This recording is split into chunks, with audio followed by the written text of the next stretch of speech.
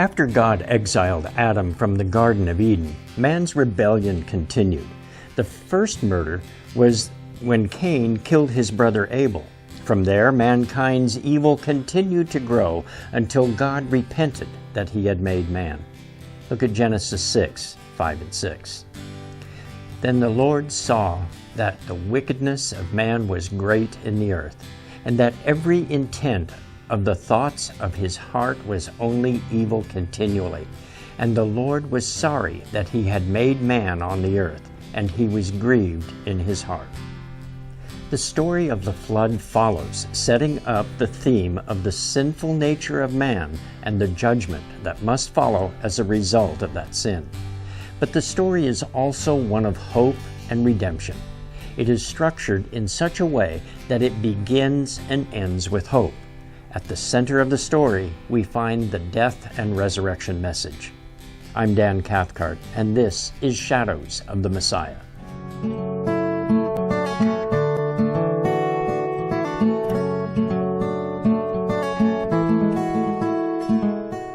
The wickedness of man deeply grieved God. We read that God was sorry that he had created man. But sorry is not a strong enough word for God's reaction here. The Hebrew word translated as sorry is nacham, number 5162 in the Strong's Concordance. Nacham means to sigh or to breathe deeply. It is as if God is sobbing out his pain. This is reinforced when we look at the Hebrew word that is translated as grieve. It is astab, number 6087, literally meaning to carve. Grief is the pain of being stabbed in the heart. It causes tears and sobbing. But even in the sobbing, there is the promise of comfort. The word nacham can also mean to comfort. We see this meaning in the description of Noah's birth. Genesis 5, verse 29. And he called his name Noah, saying, "This one will comfort us," nacham, "concerning our work and the toil of our hands, because of the ground which the Lord has cursed." Noah's name in Hebrew is Noach. With the word nacham, it forms a kind of Hebrew rhyme. Noach and nacham. Noach comes from 51:17, nuach, meaning to rest or comfort. His father Lamech named him rest or comfort because he would bring comfort. Rest and comfort go hand in hand. He is the promise of the Messiah to come who would bring the burdens of our toil and give us rest. In Matthew 11:28-30, Yeshua told us that he gives us rest. "Come to me, all you who labor and are heavy laden, and I will give you rest. Take my yoke upon you and learn from me, for I am gentle and lowly in heart, and you will find rest for your souls. For my yoke is easy and my burden is light." Noah was different from the other men of his generation. He was just and righteous, and he walked with God. Look at Genesis 6, verse 9. This is the genealogy of Noah. Noah was a just man, perfect in his generations. Noah walked with God. This verse leads us to the account of the flood. The account is structured as a chiasm. The individual phrases or thoughts in a chiasm lead to an inward or central theme, and then back out again to the end where it began. In this case, we start with Noah's life before the flood and end with Noah's life after the flood. From the outside working in, Noah's life leads to his family. Then we learn of the corruption of the earth, which leads to the building of the ark. From there, we get to the center of the chiasm, first entering into the ark and then leaving the ark. We work our way back out with Noah now building an altar and then the earth being replenished. It closes where it began, with Noah and his family and his life after the flood. The outer layer of the chiasm shows us a righteous man who walks with God. Noah would bring comfort because of the toil and the cursed ground. The next layer tells us that the whole earth was corrupt because of the evil of man. Genesis 6, 11-12. The earth also was corrupt before God, and the earth was filled with violence. So God looked upon the earth, and indeed it was corrupt, for all flesh had corrupted their way on the earth. Now God determined to bring judgment on the entire earth, but Noah found grace in God's sight. Instead of destroying the whole earth, God told Noah to build an ark to save himself, his family, and a representative sample of all the animals on the earth. Genesis 6, verse 14. Make for yourself an ark of gopher wood. Make rooms in it and cover it inside and outside with pitch. This ark, coated with pitch, would protect the inhabitants from the destruction of the flood. The Hebrew word for pitch is kopher, number 3724. It literally means pitch or bitumen, but it comes from the word kafar, number 3722, which is the word for atonement. The ark, like atonement, would protect the inhabitants from the destructive power of a holy God. This leads us to the center of the chiasm, entering and leaving the ark. When Noah and his family with all the animals entered the ark, God shut them in. Genesis 7, 15 through 16. And they went into the ark to Noah, 2 by 2, of all flesh, in which is the breath of life. So those that entered, male and female of all flesh, went in as God had commanded him, and the Lord shut him in. But exactly who or what did God shut in the ark for protection? He shut in all flesh in which is the breath of life. But let's break down this phrase. The word flesh comes from the word basar, number 1319, meaning to be fresh. It implies that which is full, rosy, or cheerful. This is in direct opposition to anything that is dead. The phrase breath of life is ruach chaim. The word ruach, number 7307, which also means wind or spirit. It is the same word used for the Holy Spirit. God shut in all that had the breath, wind, or spirit of life. Life is protected within the ark. The rains poured down, and the deeps of the earth opened up. Mountains fell and rose again. Cataclysms of water raged over the surface of the changing earth. The earth, as Noah knew it, ceased to exist.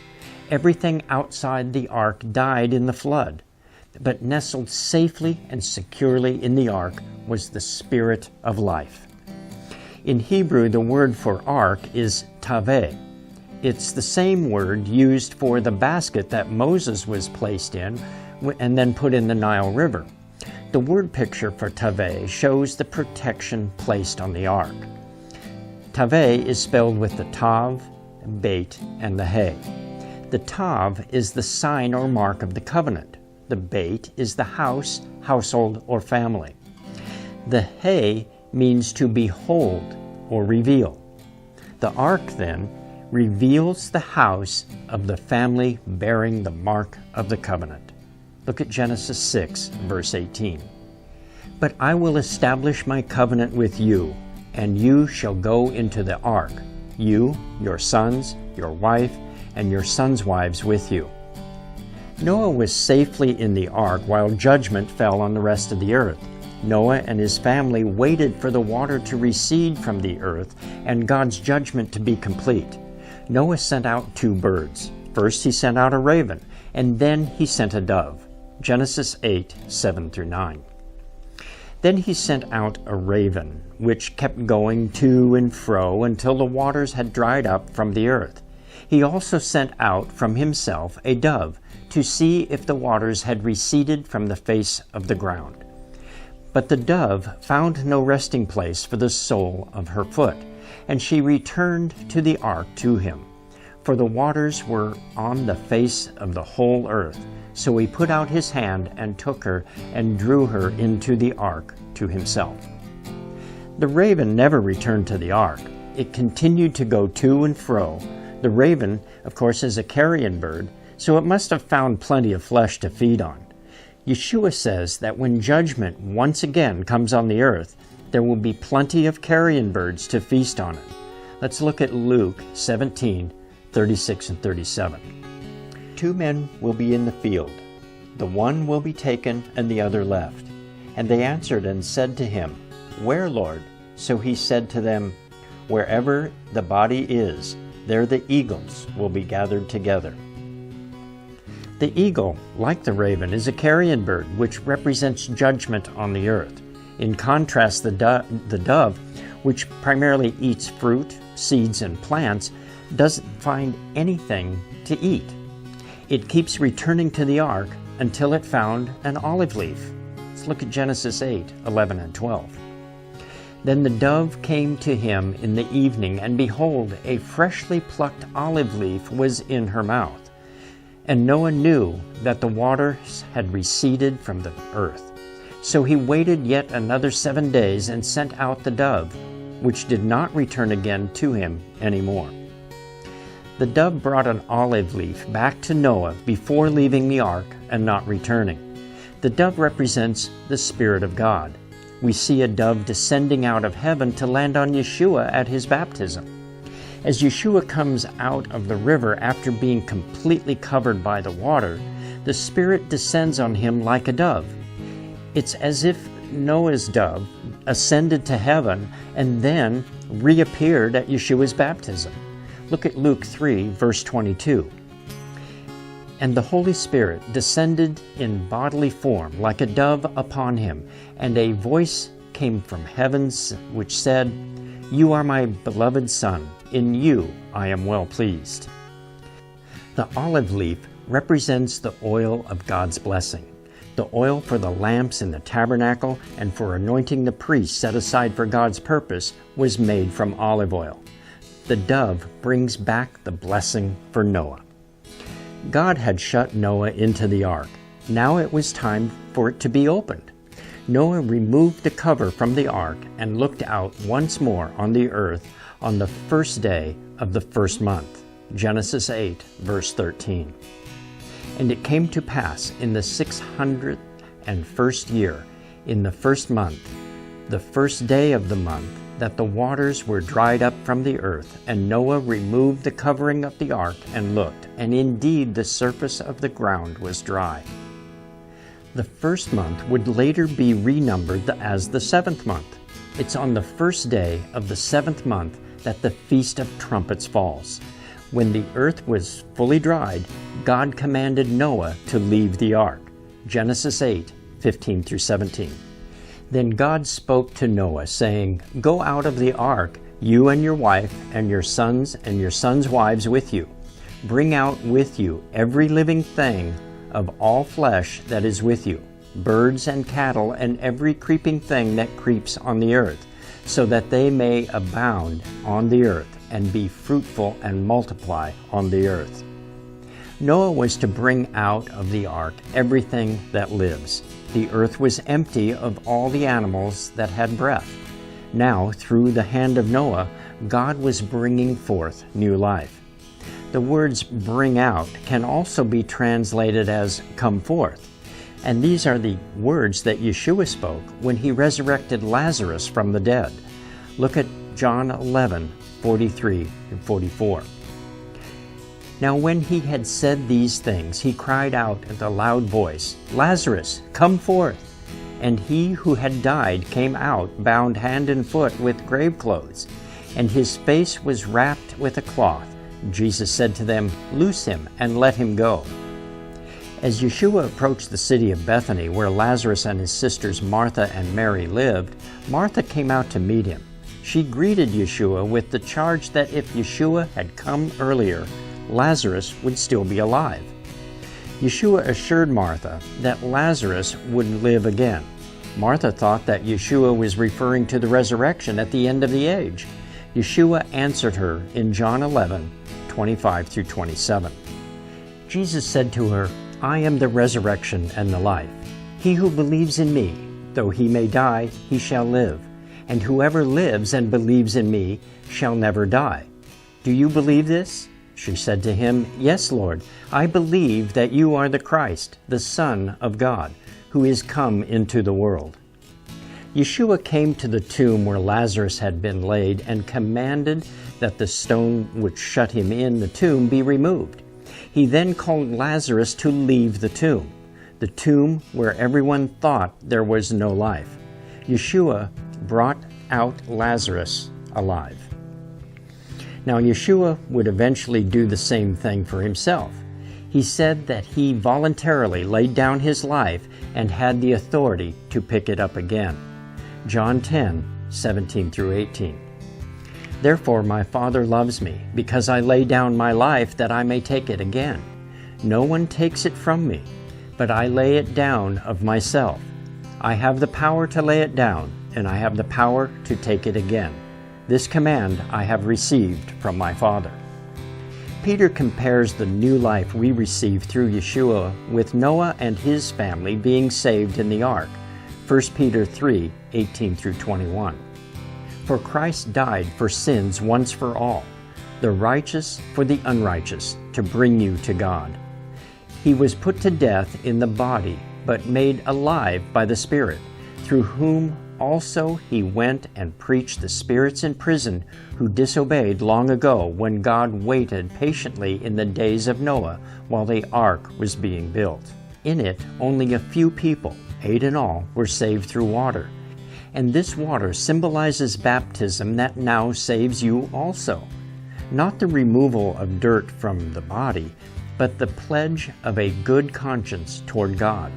It saves you by the resurrection of Jesus Christ. The central theme of this chiasm surrounding the flood shows that symbolically the flesh was put to death when Noah went into the ark and made alive again when they came out of the ark. Noah and his family were saved through water as we are saved by the death and resurrection of Yeshua. These events are also connected by a common date. The ark came out of the water and landed on the mountains on the 17th day of Nisan, then counted as the 7th month. Let's look at Genesis 8, verse 4. Then the ark rested in the 7th month on the 17th day of the month on the mountains of Ararat. Yeshua, who was crucified on Passover, Nisan 14, rose from the dead 3 days later on Nisan 17, the same day that the ark rested on the mountain. As we walk back out of the center of the chiasm, opposite to Noah building the ark, we now see that Noah built an altar. Look at Genesis 8:20 and 21. Then Noah built an altar to the Lord, and took every clean animal and every clean bird, and offered burnt offerings on the altar, and the Lord smelled a soothing aroma. The aroma of the sincere, heartfelt offering was a soothing aroma to God. Instead of the evil intent of the heart of man that rose to the Lord before the flood, now there was an aroma of true worship. The earth was no longer corrupt. God blessed Noah and his sons and commanded them to replenish the earth. But there were now some changes. Let's look at Genesis 9, verses 1 and 2. So God blessed Noah and his sons, and said to them, Be fruitful, and multiply, and fill the earth, and the fear of you and the dread of you shall be on every beast of the earth, on every bird of the air, on all that moves on the earth, and all the fish of the sea. They are given into your hand. The animals would all be afraid of man. This will continue until judgment once again comes on all of the earth. God promised that judgment will not come by water, but by fire. Look at 2 Peter 3:7. But the heavens and the earth, which are now preserved by the same word, are reserved for fire until the day of judgment and the perdition of ungodly men. As we progress to the outer layer of the chiasm, we read that Noah is a man who worked the land and planted a vineyard. Look at Genesis 9, verse 20. And Noah began to be a farmer, and he planted a vineyard. Just like Noah planted a vineyard, the children of Israel will also plant vineyards when God brings them back from captivity. Look at Amos 9:14. I will bring back the captives of my people Israel. They shall build the waste cities and inhabit them. They shall plant vineyards and drink wine from them. They shall also make gardens and eat fruit from them. A vineyard is a symbol of joy and celebration. The first miracle that Yeshua worked was to turn water into wine at a wedding celebration. Noah brings the possibility of a new beginning for mankind. The word picture for Noah's name demonstrates the new beginning. Noach is spelled with the nun and the het. The nun is a fish darting through water, representing life. The het is a fence representing protection. It is also the 8th letter of the alphabet, representing new beginnings, and the first letter of the word chai, meaning life. Noach is the protection and the beginning of new life. But Noah is merely a shadow of the coming Messiah, which has been realized in Yeshua. Yeshua is the true protection and the beginning of new life. He is the one who truly brings comfort and rest for all of our toils and leads us into eternity. I'm Dan Cathcart. Thanks for watching today, and this has been Shadows of the Messiah. Shalom and be blessed.